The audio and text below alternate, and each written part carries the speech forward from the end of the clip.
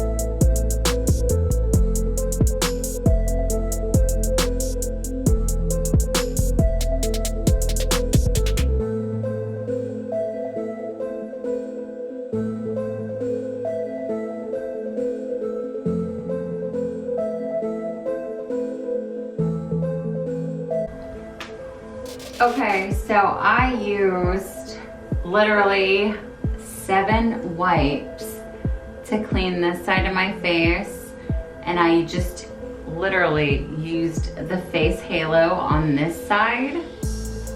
I had rinsed it, did one side of my face, I put a little bit of water, and then I did it again, and it literally cleansed my entire face. But this is so natural. It literally takes everything away from my face, like makeup wise.